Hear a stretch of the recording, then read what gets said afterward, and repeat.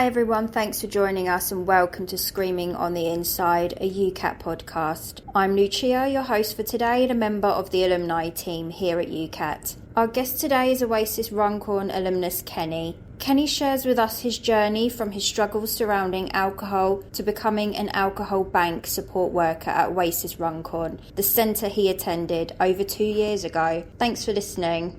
Hi everybody, thank you for joining us today. I'm joined here with Kenny. Kenny is an alumnus of Oasis Runcorn. Kenny's 2 years post-treatment currently, so amazing stuff. Kenny was with us up in Oasis Runcorn for 14 days and he's just here to share his story with you guys, what brought him into treatment, what his experience was like in treatment and where he is now. So hi Kenny, thank you for joining us. Hi, good morning. You okay? Good, thank you. Yeah. So, do you want to introduce yourself to the guys listening and just tell us a little bit about what brought you into treatment, a bit about your background?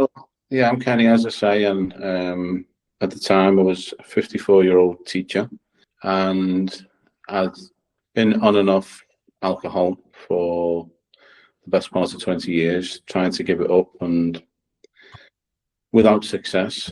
I'd have periods where I was a binge drinker, so I'd have periods where I'd be on and off the drink constantly for sort of the last 20 years. And I'd reached a stage where once I started drinking, I found that I couldn't stop.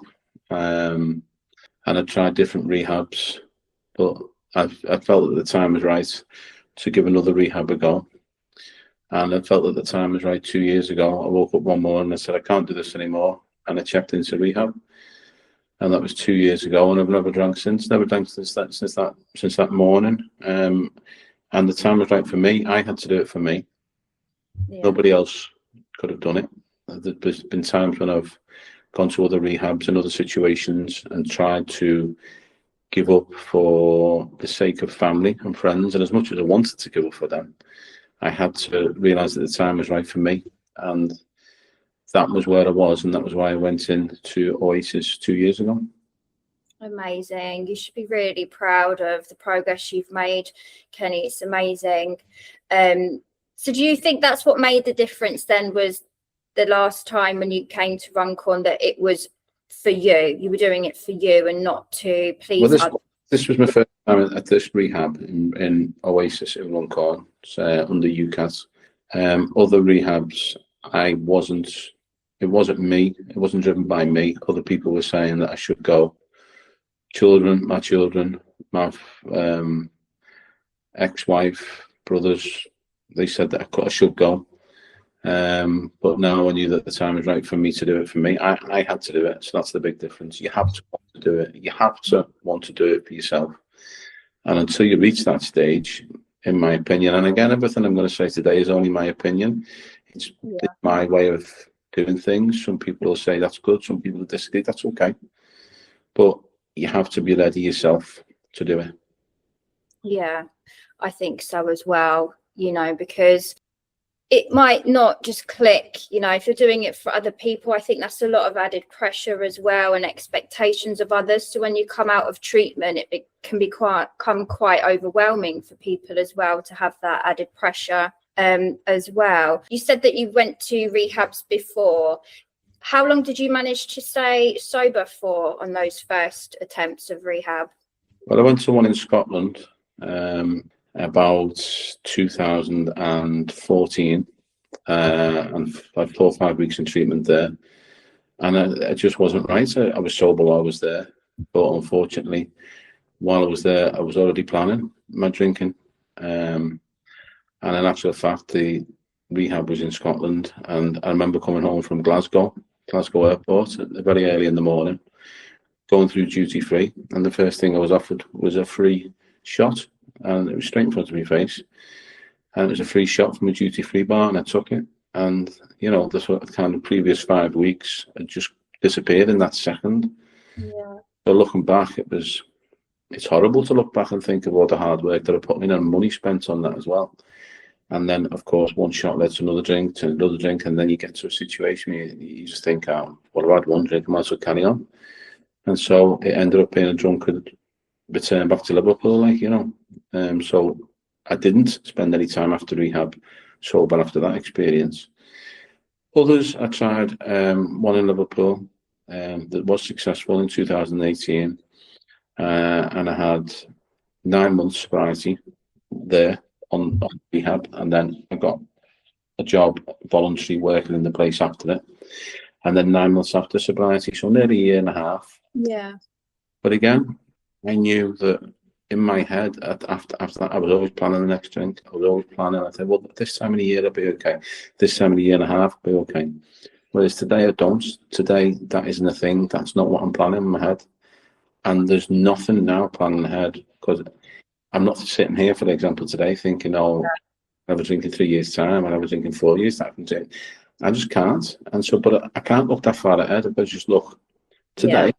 Today's great, and I feel wonderful today, you know. And so that's my previous experiences of failing. Initially, in one of them succeeding, but then eventually failing in a rehab, because, you know, and I think that's one of the things, is a massive things where I think there is. One of the difficult things is coming out of rehab, and after there's a lull, because you come out and you're high, and you're buzzing from the fact that you're sober again, and then you just come back down to earth. And unless you've got a plan, unless there's something in place, it's going to catch up on you again. In my experience, you know. How did that affect your family and your relationship with them? Well, my family, I have 3 fantastic children who today I have the most amazing relationship with. I love them to bits, and they've been very, very supportive. My ex-wife, I was divorced from about 10 years ago.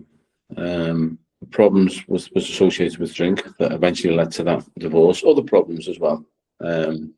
And it obviously put a strain on my children, and, you know, they didn't like to see the dad in it. I tried to keep it separate from them, and when they were young, they didn't really know about the sneaky drinking, sneaking around the house, or sneaking a drink here or sneaking a drink there.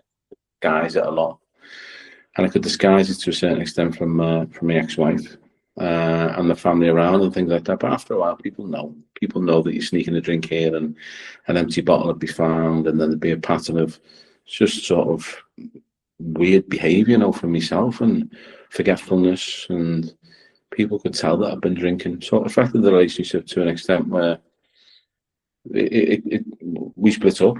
Eventually, as I say, due to drinking. But my 3 children throughout and to this day have always remained incredibly supportive. There's been times when they've distanced themselves from me, which is understandable, because I would never go around them when I was under the influence, or tried not to. So yeah, there's a tremendous effect on that, and on my personal life, of work life. As much as it was as being a teacher, I could base it around the school holidays, so I could go without drink for, say, 6 weeks of a school. And then a school holiday would be coming up. I know that I was going to drink, and so I'd be looking forward to the school holiday, But then it started creeping into the weekly plan. So, for example, I'm a big watcher of Liverpool, the football. I'd go watch Liverpool on a Wednesday night. If they were playing, I'd make sure that someone else was driving the match, so I could have some drinks coming back or on the way there. And I was playing 5-a-side football on a Thursday. Again, I'd make sure someone else drove so I could have a drink coming back. And it was creeping into the week. So, you know, it wasn't, I'd gone from this binge drinker to just, now it was creeping into the week, you know. And then it was just a Friday, Saturday drinker. It was creeping into all days, you know. So it was just adding up. So, yeah, severely affected my personal life, my work life, and obviously my family life. Yeah. So you were planning your day around how you would have a drink. Planning my day around how I'd have a drink. If I was going to somewhere where there's a party, for example, you know, the normal standing and around wasn't enough for me. So I'd have a sneaky bottle of vodka in my pocket, or sometimes I'd even drove to where the party was the night before to plant a bottle of vodka there and hide the bottle of vodka. You know, if someone was having a party in a house, I'd hide a bottle of vodka in the car that we drove into and to the house in, and, you know, leave the car overnight and things. And yeah, just constantly planning. Had you always had that been going on for a long time? That amount of, you know, struggle around alcohol gradually got worse over the years? Give it a brief background. I mean, I was brought up in a very nice, loving family. Mum and dad, no history of drink. Mum was teetotal. My dad just had an occasional scotch or a whiskey or something. Two brothers, neither of them particularly big drinkers. Not around drinking really. So until the age I was about 18, and even when I was up to 18, I used to play football. So I played football to a decent level, professionally. So for a lower league club, and so drinking was never an issue. And then I went to play football abroad in Belgium for 2 years, and that's when drink started. Ironically enough, with the football, and the culture over there was, if you win the game, you had a drink. And my first ever drink was after the football match, where the president of the club bought us all this beer. And I said I didn't drink, and he said you have to drink. So this drink was forced on me, my first ever drink, and I didn't want it. I can still remember tasting it, and didn't like the drink at all. And I've never really have enjoyed the taste of the drink. I don't know that many people who do, Yeah. Did it stem from there? No, but yes, that was my first drink that I remember. But Liverpool's a big drinking city. I suppose most big cities have that culture. And there was drink when, I come back to Liverpool, then I was by now drinking and no longer playing, but coaching football. And then I went to live in New York for 3 years, coaching football over there. And New York City, early 90s. Culture of drinking, I suppose. Yeah, there was a culture of drinking there, but it was it was anywhere. I blame myself for it all. I don't blame anybody else. And then university, I went to university after that, back over here in Sheffield, and the university culture is a big drinking culture, But yeah, so I was getting more and more. But again, I was going out in rounds, and it wasn't sneaky drinking. I wasn't drinking on my own. I wasn't isolating. Yeah, social drinking. I was social drinking, and if I didn't go out, I didn't go out. I didn't sit at home and drink. I think back then, like in the early 90s and that, in the mid 90s, well, for me anyway, you didn't really drink in the house because you went out to drink. That was the thing. So, well, I didn't. And so I don't really remember having an alcohol problem whereas I couldn't give it up, or I was sitting with it on my own, or I was hiding it until I would say sort of late 90s, early 2000s. Yeah, because it was more very cultural thing, wasn't it? Going to the pub after work and stuff. It was very sociable back then. Yeah, and then when I went back then, yeah, but also when I then started teaching in 97, the culture then was, and still, I don't know if it still is today, because I've been out of teaching now for a little bit, but it was always kind of geared towards if you finish on a Friday, you go to the pub. Yeah. That was, I did loads of work still, but a lot of people could go for a pint and drive home. A lot of people go for 2 pints and drive home, and they say, that's me done. I found myself being able to do that at first, but then I wanted to continue drinking when I got home, and then I want to continue it on the Saturday and then on the Sunday and things, So it was just, the more I had, the more I was sort of wanting to drink more, Yeah, it spiraled from there. Mm. And so what took you from that place to then wanting to come into Runcorn with us? I know that you said that you had a few instances at rehab. So what brought you into rehab with us? When I got divorced about 10 years ago, again, very lucky that my children have been incredibly supportive, and a very supportive brother. I met a fantastic girl now, who I'm still with today, my partner. And with her help, she's backed me incredibly, saved my life, really. She probably saved my life. And she's a fantastic person. It was her not pushing me, because she's a lovely person, not pushing me, but encouraging me, this is what you could do, or this is what you should do, or what have you thought about this? And it wasn't necessarily her push that made me do it, but I was sitting on the couch, and I was just drinking. I'd be drink lined up for the day, and it wasn't fair on her. It wasn't fair on her that she was putting up with me just being a slob. And by now, I wasn't looking after me daily healthy habits, me bodily, your bodily get washed, getting up, getting out of bed, doing things, becoming this slob. But by now, I could order my drink. It was delivered to my door. I didn't even have to move from where I was. I'd made the house that was this lovely house that I'm sharing with my girlfriend, and still am today, very fortunate too as well. I've made it like this place where beer or vodka or anything could be delivered to my doorstep. I didn't even have to go out to get it. I could get it delivered, and this Monday, this whatever day it was, I said, this is enough. And so I just looked at the nearest rehab centre to me.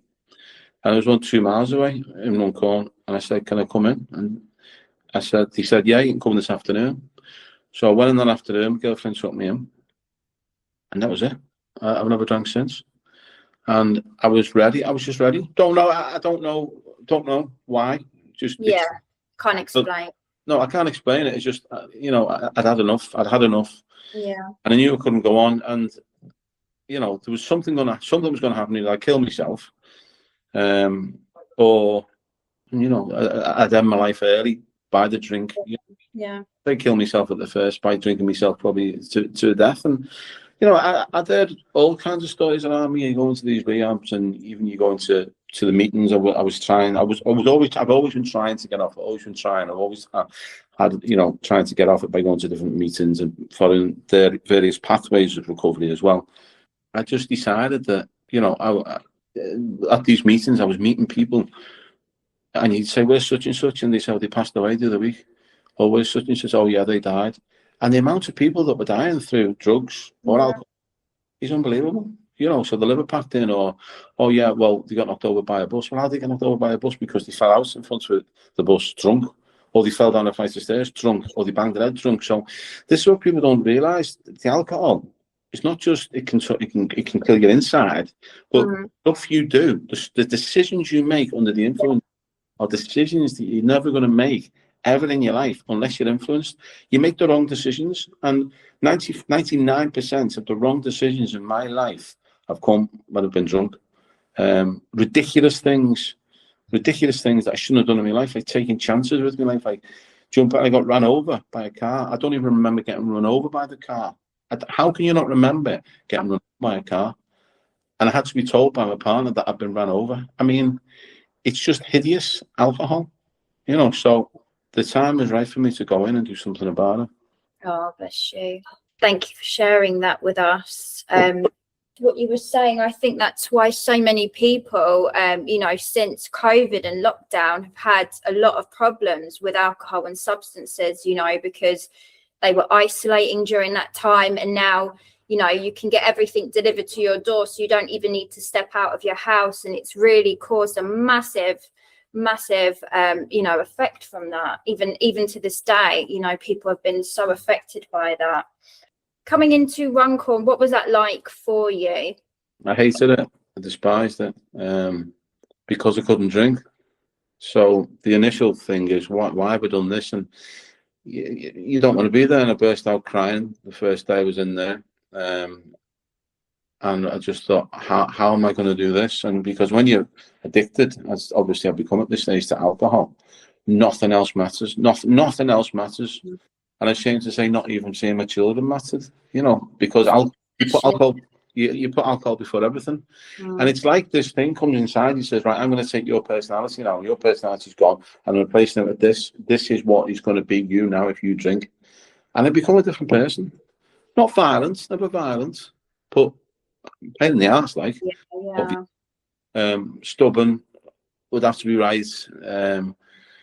Just a nasty, not nice person to be around, and when I went in, alcohol takes over. So yeah, the answer to your question, I didn't like going in at first because I couldn't get alcohol and I wanted alcohol, and that's the coming down process that is hard and you have to go through. And there are drugs medicated by the GP that you can get withdrawal symptoms from to cure those withdrawal symptoms. And in some ways you just got to go through it. Reduce. They tell you the importance of reducing, because if you just come off alcohol, I'm sure you can have seizures, which I've had before because I wasn't aware of alcohol can do that. And I've had, I think, 4 or 5 seizures where I've just thought, I'll give up today. I have given up and had a seizure. But they, in Runcorn, in Oasis, they took me off it steadily. They gave me, I think it was Librium, to come off the alcohol reduction program. And then with them, you don't like it at first. You don't know. I don't know many people are like going into rehab until this is great. It is kind of like letting go of your best friend in a way, isn't it? Yeah. It's that thing that's been there for you through, good times, bad times, you know, so it is hard for people to let go to that. Yeah, it's scary as well, because you don't know what's on the other side of it as well, the fear of the unknown. No, and at that stage 2 years ago, you're looking at, how can I live without alcohol? How can I possibly spend the rest of my life without alcohol? But slowly, and what I've learned to do is retrain my brain, and you'll have to retrain your brain. So I look at it now. Okay, you've heard that, I'm sure, one day at a time, but that's obviously very, very true. But it's just small steps. What can I do today? What can I do today? Sometimes at the start, can I go 5 minutes without thinking about alcohol? Can I go 5 minutes without thinking about alcohol? And at the start, you can't do it. And then 5 minutes, you suddenly do 10 minutes, and 10 minutes becomes 20 minutes, and 20 minutes becomes half an hour. If you replace that with a walk, can you go and do something? You know, can you go and watch a film? Can you go, whatever you want to do, whatever does it for you, to replace that craving that you have in the early days of alcohol. And you're going to have them. People are going to have them cravings long after as well. So it's a lot easier to handle now, 2 years on, you know. And I love life. Life's just fantastic now. Looking back, so I was a mess 2 years ago. And walking into rehab, no one likes it. So you initially asked me, did I like it, or was I happy then? No, I hated it. But realised I had to do it. What was my alternatives? You know, I would have died one way or the other. So that's how you got to look at it. You got to retrain your brain. You have to retrain your brain the way you look at things.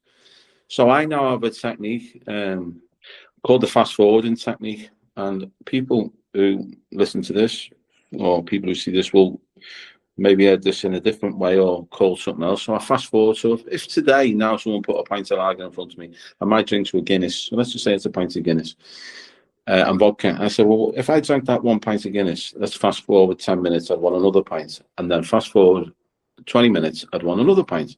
And so it goes on for about an hour. And in about an hour, so fast forward an hour, I'd about 6 pints. And then, or whatever. And then I'd want vodka, because I'd have had a buzz of getting that. So within 2 to 3 hours, I'd be obliterated. So what would that do to me? So I'm fast forwarding 3 hours now. By this stage, I would have upset my girlfriend, fallen out with her. And that's wrong. So I'm choosing to have that first drink now. But hold on a minute. If I fast forward 3 hours, is that still a good choice? And then I'll fast forward about 5, 6, 7, 8 hours. And then my children, which will be upset. So in 5, 6, 8 hours, I'm going to upset my children. So is me having that drink now a good idea? Well, no, it's not, because in 5, 6, 8 hours, my children will be upset. So I fast forward, and then I fast forward to tomorrow. And by tomorrow, I will be back on the drink, and I've destroyed whatever work opportunities I was looking to do. Whatever. My big thing in my life is watching my sons, with 2 sons, to play football to a decent level. So I'll go all around the north of England watching them. I wouldn't be able to do that. I'll have upset my girlfriend, my partner, who's been a rock throughout all this, and countless people on the way, and countless people have offended, and money, and health. And then I'll say, well, hold on a minute, I fast forwarded all that. Is that pint worth it? Yeah. And it's not even a discussion. It's no, you're not worth it. Go away, move on to the next thing. And that's what I do. I don't have to do that now in that extent, but after a couple of months, that's what I was thinking. A couple of months of sobriety, I was thinking that. Is that worth it? No, it's not. This is because of this. Do that. And if you have to do it, if you have to go through that process, it's just retraining your brain to the way you look at things. So I look at now a pint of Guinness and a vodka. I used to think, well, that's nice. And now I think, that's horrible, that. So yeah, a re-way of training your brain. And it's hard, but it works. It takes practice, doesn't it? Yeah, I'm going to take that, Kenny, and I'm going to use that for clients, because I think that's a really good way to look at it, because especially with that addict brain, it's a quick fix, isn't it? You don't think of consequences. You don't think of the effect that's going to have or anything like that. You just think of now, and I'm going to have it now. So I think to break that down for people in that way is a really useful tool to have. Yeah, but I've shared that in a lot. And a lot of people have come back with similar to what you're saying. It's sort of an analogy of it, isn't it? Is that worth it now? So if and another way of looking at something is, would you risk your life? Would you? Because your life changes when you have alcohol, and that's, you really got to be sort of tuned in to do that, because the risk you take under the influence, your chances of serious harm being caused to yourself go up tenfold, 20-fold, or whatever it is, under the influence of alcohol. You'll do things that you would not do when you're sober.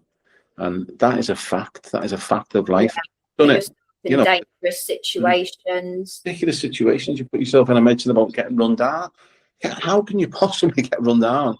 You've got to laugh because it's, that hideous. How can you get run down and not know you've been run down? It's like, and I've been in situations where I've ended up falling asleep on a train, drunk, and ended up in Manchester and not known. I've ended up in Stoke once and not known. And the only reason that I remember it's from photographs on my phone or card payments on my phone, and I've not remembered that. If people say to you, how can you not remember going there? I'd think that was a lie, but it's not. And then what did you do when you were there?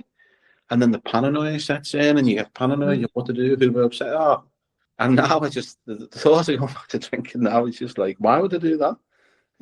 It's lunacy, isn't it? It's lunacy if you think about it. Why would you do that if it's going to lead to all this? It's not a point. You can't do it. No, not for me anymore. Oh, bless you.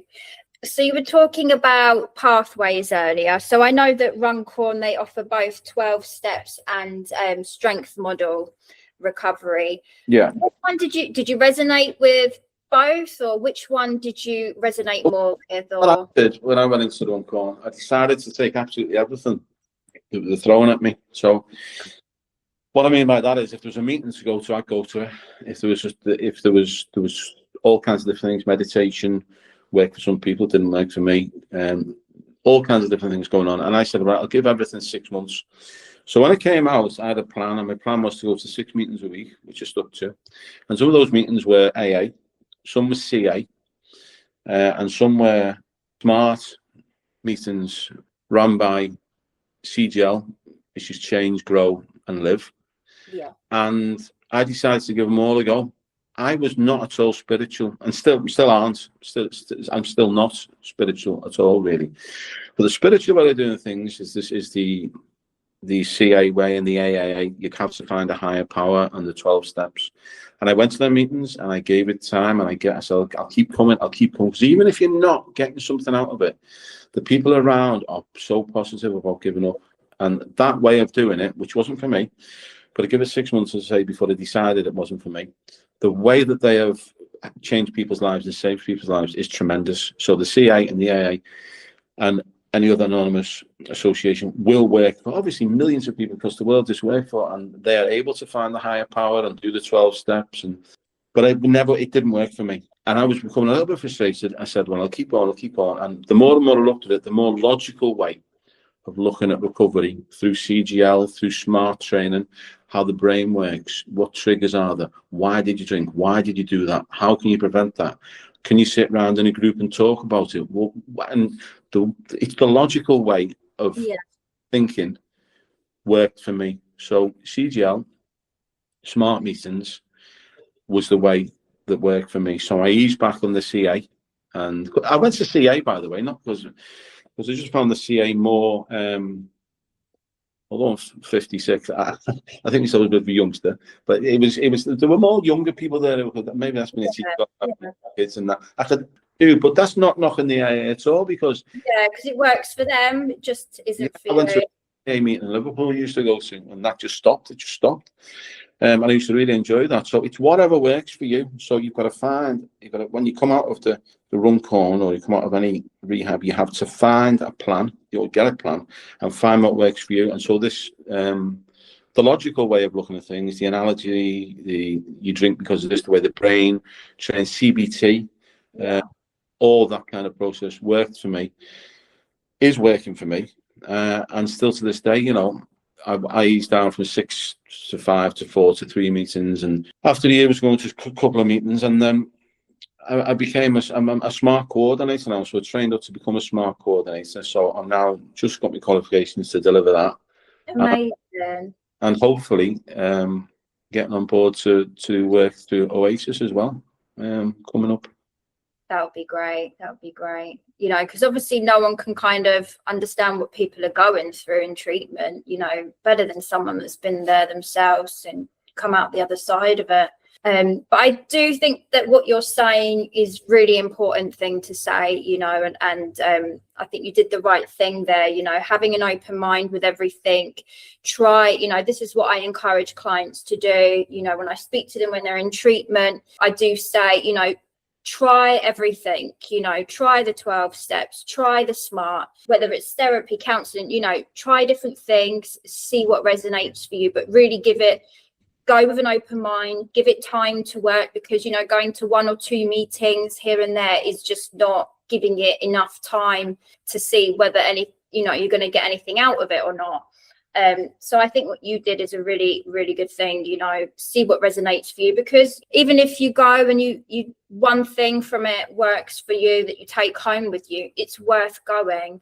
That connection as well with others in recovery, you know, that's so important as well, not to shut off to that and isolate yourself. Also the fact that you're around like-minded people. So what I mean by that is sometimes you go to see the doctor, or you go to see a specialist in alcohol, liver specialists, alcohol treatments, consultants, and, you know, they haven't been addicted. They might be the best in the field, and they've got some brilliant advice of loads of brilliant people, doctors and nurses and all that kind of stuff, but they haven't been in addiction, you know, so they don't know what you're feeling.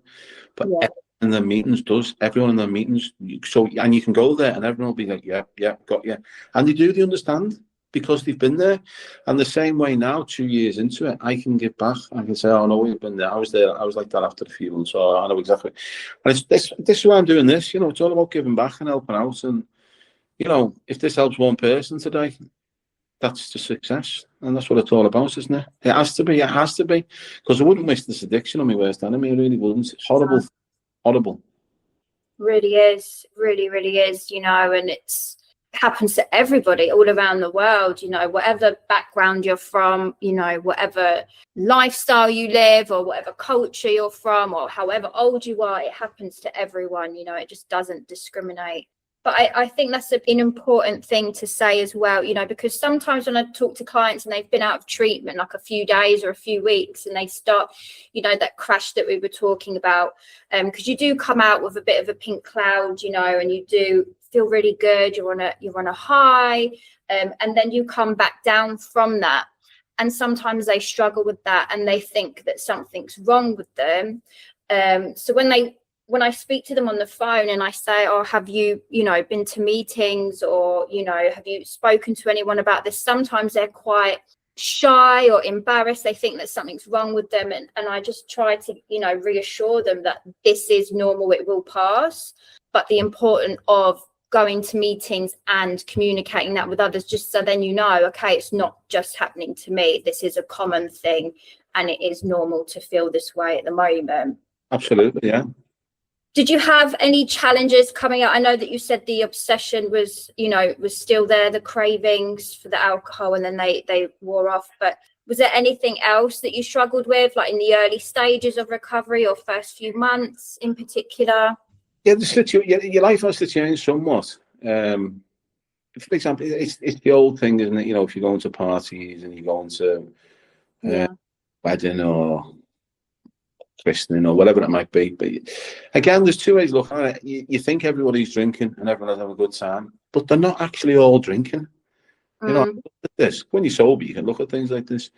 And you look around and say, well, such and such over there, they're drinking orange juice, and they're not drinking because they're driving, and they're not drinking because they don't want to drink, you know. And funny thing is, like, my daughter says that a lot of youngsters coming through today, like, they go out and they just don't drink. They have a bottle of water and something sweet, and they just don't drink, you know. So that's maybe something else, whether, you know, another culture is doing another drug. I'm not saying that, like, but I'm just saying that if you look around the place, sometimes people aren't all drinking. You know, even in that social situation where having a drink, that was no longer me, just having a couple of pints, and I'd be rushing off to try and sneak a bottle of vodka, you know. So I had to change, for example, the way I used to go to the match to watch Liverpool. I mean, I knew that I went with a certain group of lads. They'd go before the match, they'd have 8 to 10 pints to go to the match, a couple of pints. The same in every football club up and down the country. Whereas it could be London, Manchester, Birmingham, whatever. Football fans will go have a good drink before, not really half-time, then after the game. And they have a good drink, but they can stop the next day. They can stop the next day and go back to work and fire on with their life, and then the next week they'll do the same. And that's great. That's all right. That's fantastic. Good luck to them. I wish I could do that, but I can't. Yeah. Yeah, to change the way I did that. So, but it's not a big thing. I changed it, and if I've been going with my sons recently anyway when I go. So they're younger, so don't drink really at the moment, and so you have to change that, and you have to change things like been on the most fantastic holiday with my girlfriend for 2 weeks in America. And some people are going out later on into the clubs and stuff like that. And yeah, you'd see it for an hour, but after an hour, I wasn't interested. Have a nice meal and then go home or whatever. You just have to change your lifestyle a little bit. Some people will quite happily go out and party till 4 or 5 in the morning, probably younger than me, and be quite happy without the drink. That's great, but whatever suits you. Again, you've got to look at what we were talking about before. You've got to look at what suits you, and if you really want to stay off the drink, you've got to, maybe avoid some friends or some situations or this, that, and the other. And gradually you'll find that you're not really missing out on that much. But, it's just a different way of doing things. And I wake up now, like, I'm going to say I don't have hangovers anymore. That's obvious. But I never used to get, bizarrely enough, I never used to get hangovers. Never in my life did I get hangover, which was like bonkers, I just didn't. Perhaps if I had, it would have been a different story, So I wake up every day at 7 o'clock. And my routine now is that I walk the dog. We bought a dog about 2-3 years ago, as you heard barking before. And I go out for a walk 7:30 in the morning, and it's just like I'm just blessed. I suppose I am blessed, if you want to look at it that way, that all this stuff's going around me, and I go back and whatever, me and my girlfriend have some breakfast and whatever we get on with the day, and then I'll see my children later on that night, a few times a week, and go to watch the football with them and do this and go for nice days. I'll go on holidays with my girlfriend, and I'm doing all these things. Yeah. I was drinking. I couldn't do these things. I'd be on the couch. So I just love life. I love getting up in the morning, go to bed at a decent time, have a great sleep, Yeah. Sleep. You get your sleep back, because when you're sleeping through alcohol, it's not a proper sleep. You just basically, it's a blackout. Yeah. But sleep is a fantastic thing. And life now, it's all about, and I said something yesterday in one of the meetings, alcohol is choosing one thing, the alcohol, to lose everything. Everything, yeah. Or you can have everything by not choosing one thing, which is the alcohol. And it's like that simple. And, that's another analogy of it, like, and it is, just without that thing, I can have everything. Without that one thing in my life, I can have everything. And I've got it. So why would I want to jeopardize that, So 100%. You're living your life now, not just existing, and going through the motions. Yeah, that's what it was, yeah. This year it was existing. It was existing, and you get up and you just do the same. I couldn't tell you when I got in the really last blood, any different day of that month. I couldn't tell if it was Sunday or Saturday, or because they're all the same. They're just on the couch or in the back garage, drinking lagers and just not seeing anybody, not socialising, not being any use at all to my partner or to myself or to my children, just wasting. Not connecting to anything or anyone. All that matters when you're on the drink is the drink or the substance of your choice. That's all that matters. Come so far, Kenny. You should be really, really proud of that. Really, really proud. You said that you are a support coordinator for CGL. I'm a volunteer alcohol support worker. Yeah, at the moment. And how long have you been doing that for? Well, I started it 6 months ago. I did a couple of days a week.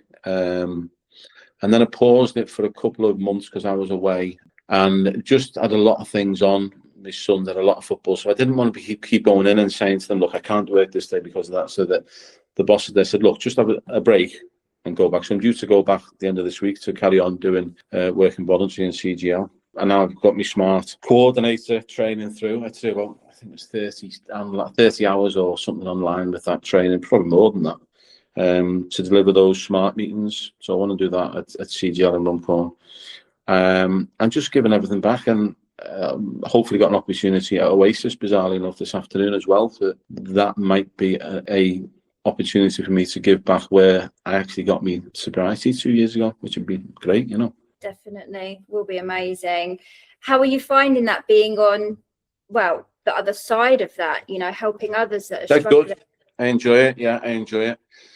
I enjoy it. I enjoy feeding back to people. I enjoy working with people. I decided to retire from teaching 2 years ago, obviously to concentrate on my recovery. So I'm used to talking to people. I'm used to talking in groups. I think that's a strength of mine. You know, some people's strengths are IT, computers. That certainly isn't one of mine. So no, being in an office doing all that, and that's not for me. So I like to be in groups. I like to be talking to people. I like to be helping them, giving them my ideas, my suggestions, which aren't always right. They work for some people. They work for, they're working for me today, and that's all I can say. Yeah. But I enjoy that role. You've got empathy. You've got empathy in the situation because you've been the person who's talking to you. You've been there. You know, as well as the sympathy, you've got empathy. So I think that's important. It goes back to what I said before about where you may go and see a doctor or a consultant or a counsellor who haven't got that situation. They can't empathise with you having been in that situation. You know, whereas I can empathise with the people that I'm talking to because I've been there. I've been on that other side of that discussion. I've been in addiction. You know, and I'll always be in addiction, but I'm in recovery now, which is great. You know. Amazing. You've made, well, a whole new life for yourself, which is just amazing, really inspiring. It's enjoyable. It's lovely. I love every day. I love life. And yeah, I love life. I do love life. You know, it's fantastic. Oh, bless you. Any last words of advice or any last message that you want to share with anyone listening? Yeah, I said a couple of things there that I believe in, like that fast forwarding technique. If you can do that, that's great. If you're struggling, is it worth it?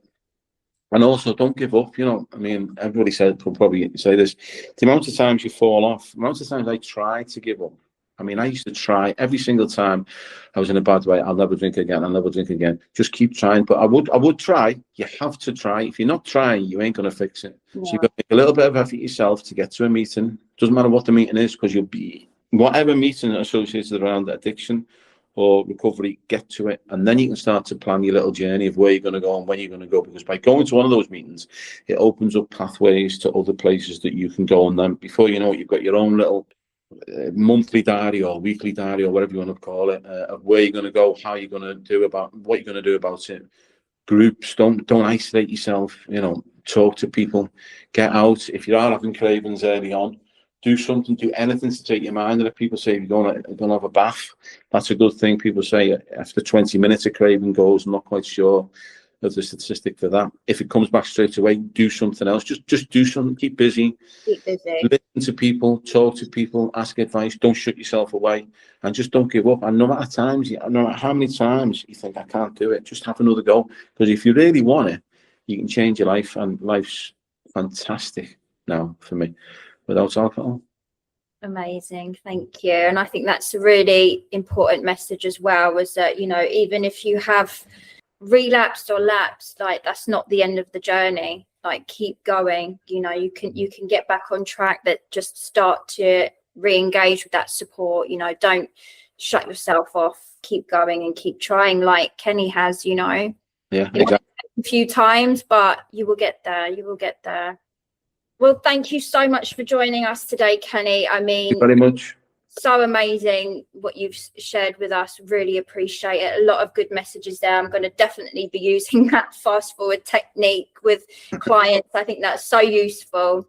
So yeah, thank you so much for joining us, and wishing you all the best for everything with your future. Thank you very much for giving me the opportunity just to give back. Thank you very much. Thanks for listening, everyone. You've been listening to Screaming on the Inside, a UCAT podcast. Thanks again for joining us, and a huge thank you to Kenny for sharing his incredible and inspiring story with us today, and for having the courage and strength to be so open and honest. As always, you can find further support, meeting links and information below and on the UCAT website. Go to www.ukat.co.uk. Take care.